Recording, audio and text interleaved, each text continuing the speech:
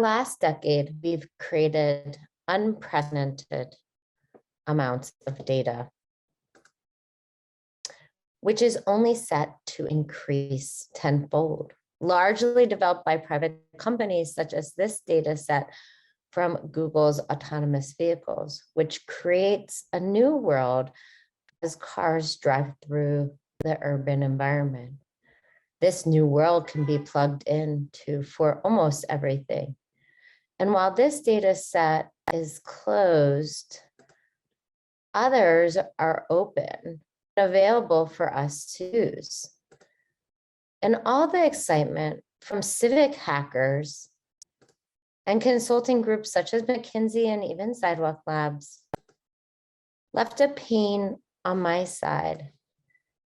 Did these groups know the ways in which data intentionally or unintentionally can cause harm? Did they know how, in their excitement to do good, they might be marginalizing and even forgetting whole populations? And while criticism began to mount from academics about the potential misuse of data, as you can see in the examples above, and rightfully so, I found we needed a way to show people how data can be used ethically and responsibly.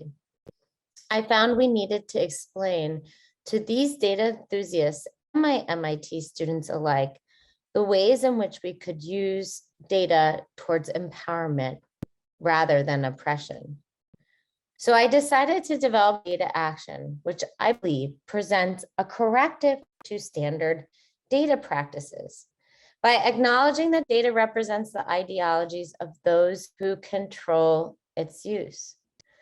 The book starts by positioning the reader within the larger narrative by providing historical account of the ways in which those in power have used data to shape our cities, how they have reinforced structural racism, and how data has helped enforce the marginalization of various populations. But at the same time, I illustrate the many benefits that analyzing data has provided society, such as establishing social services and stopping the spread of disease. The juxtaposition of these two outcomes provides us all with a reminder that the person analyzing the data defines how it's used. The book illustrates projects that use data for empowerment rather than oppression. And I take the reader through 7 principles to do that. First, we must interrogate the reasons we want to use data and determine the potential for our work to do more harm than good. Let's take the project I did in Nairobi, Kenya, the MAPS, the matatus, the small buses that act as the main form of transit. Seen here in the image, these buses represent a large portion of the traffic congestion in Nairobi and were essential for me creating a data model. But I realized that data about this didn't exist for everyone. I thought, how could I create data for my model, but also data that everyone could use and build upon? In this project, our research team collaborated with the University of Nairobi Computer Science Department to develop an application that collected data on the routes and stops. As the data came in, we wanted to visualize the system so everyone could have access to the data for planning. As we developed the map, we asked ourselves whether visualizing the system could cause harm. We teamed up with stakeholders in the community, including bus drivers who helped us edit the maps as seen in this image, and learned that making the systems more visible could help with developing transport in Nairobi. However, you could imagine in other cities in Africa where exposing these systems might cause government crackdowns and therefore removing an essential infrastructure. In fact, several cities asked us to make maps and we refused because of the potential harm developing these maps might cause. Here we see the diverse team that was created for the Nairobi project. Building teams to create narratives around data for action is essential for communicating the results effectively. They allow us to understand the potential harms, but they also allow us to further understand the policy impacts. Here, the visualizations were important for the government, who didn't understand why collecting data was so important until we visualized it on a map.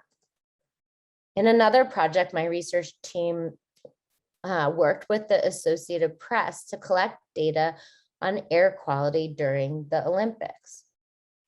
Through the partnership, we created visualizations that showed data was well above the health standards for developing countries, where no other data was being released by the government at that time.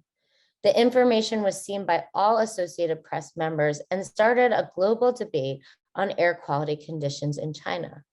That was seen by all Associated Press members, even including the New York Times. 3, we must change power dynamics. Building data helps change the power dynamics inherent in controlling and using data, while also having numerous side benefits, such as teaching data literacy. One way to change power dynamics is by collecting data and presenting it from other perspectives, we saw in the previous example. In a current project in Kibera, one of the most overstudied informal communities in Africa, we created a system where the community built a wireless hotspot that also collects essential information on environmental conditions and a current road development. While this data is often collected by researchers who come outside into the community, they often take this data with them.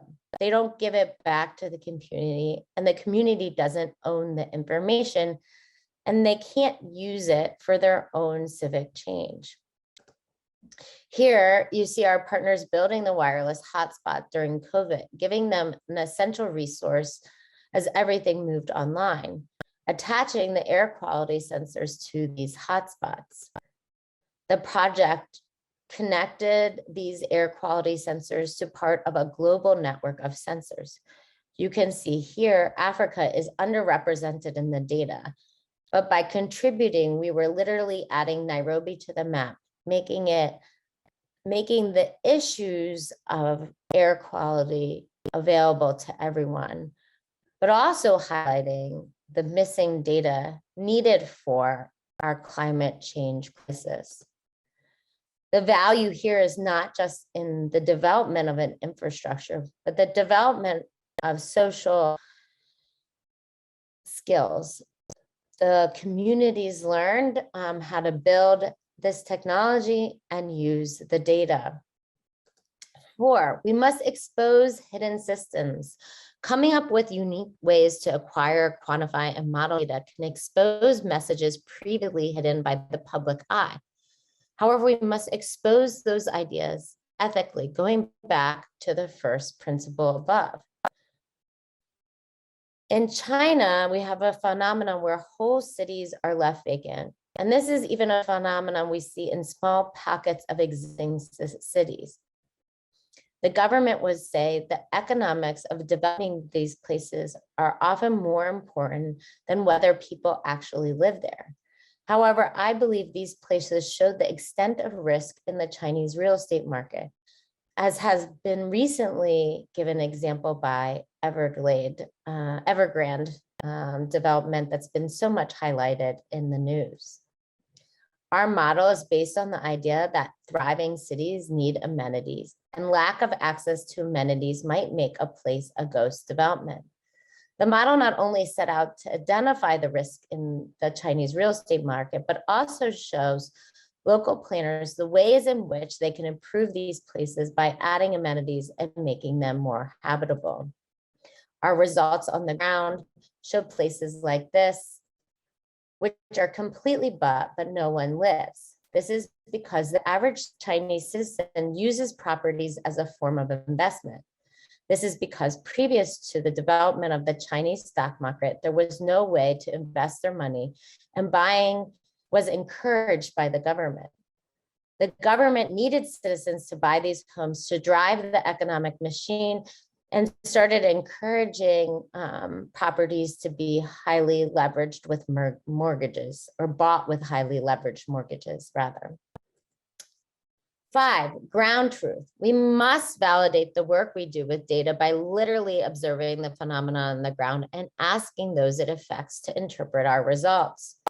In the Ghost Cities project, the data visualizations helped us communicate with urban planners in the area to verify our results. And in turn, they were much more candid with us about the reasons that there were risks in the market. So that previous data visualization I showed you allowed them to understand our model by exposing the components of it through the visualization.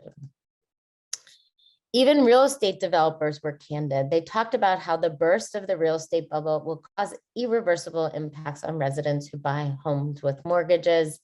And academics talked about how addressing this oversupply is looming ahead. And this is so much so in the recent news that we've seen about this topic. Share it. Sharing data is essential for communicating the need for policy change and generating a debate essential for that work. Data visualizations are effective at doing that. For example, this map showed that $17 million is spent to incarcerate people from just 17 blocks in Brooklyn. The maps were seen on the walls of the Museum of Modern Art, and ultimately a congressman saw them and used the maps to advocate for the Criminal Justice Reinvestment Act that allocated $25 million to re-entry programs. While this is just a drop in the bucket, we can see that data visualizations can affect change. Finally, 7, create your own ethical standards. Remember that data are people and we must do them no harm. We must seek to develop our own ethical standards and call upon others to do the same. Apparently, this is a rule that Facebook didn't follow. And while they asked people inside the company to research these ethical practices, they didn't live by them. I believe it is the responsibility of tech communities and all of us as we build cutting-edge technologies to create ethical standards and think back to the first principle of whether our work can do more harm than good.